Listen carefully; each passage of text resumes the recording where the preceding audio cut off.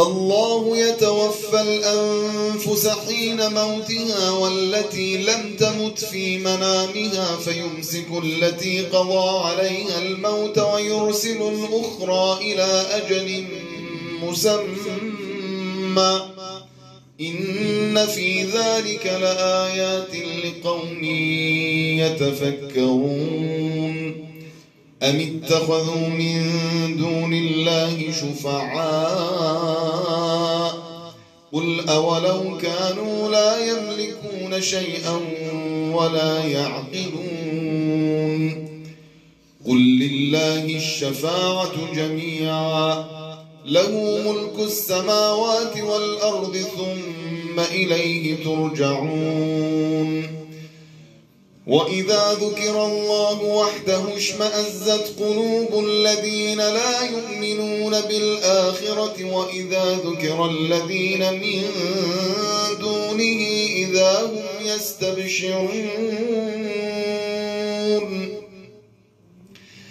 قل اللهم فاطر السماوات والأرض عالم الغيب والشهادة أنت تحكم بين عبادك فيما كانوا فيه يختلفون ولو أن للذين ظلموا ما في الأرض جميعا ومثله معه لافتدوا به من سوء العذاب يوم القيامة وبدا لهم من الله ما لم يكونوا يحتسبون وبدا لهم سيئات ما كسبوا وحاق بهم ما كانوا به يستهزئون فإذا مس الإنسان ضر دعانا ثم إذا خولناه نعمة منا قال إنما أوتيته على علم بل هي فتنة ولكن أكثرهم لا يعلمون قد قالها الذين من قبلهم فما أغنى عنهم ما كانوا يكسبون فأصابهم سيئات ما كسبوا والذين ظلموا من هؤلاء سيصيبهم سيئات ما كسبوا وما هم بمعجزين أولم يعلموا أن الله يبسط الرزق لمن يشاء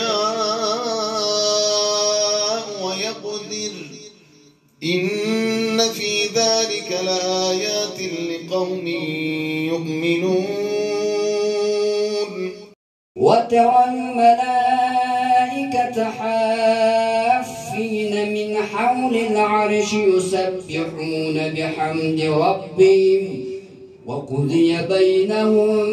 بالحق وقيل الحمد لله رب العالمين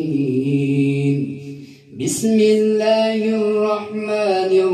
الرحيم حميم تنزيل الكتاب من الله العزيز العليم غافر الذنب وقابل التوب شديد العقاب ذي التون لا إله إلا هو إليه المصير ما يجادل في آيات الله إلا الذين كفروا فلا يغرك تقلبهم في البلاد كذبت قبلهم قوم نوح والأحزاب من بعدهم وهمت كل أمة برسولهم ليأخذوه وجادلوا بالباطل ليدحضوا به الحق فأخذتهم فكيف كان عقاب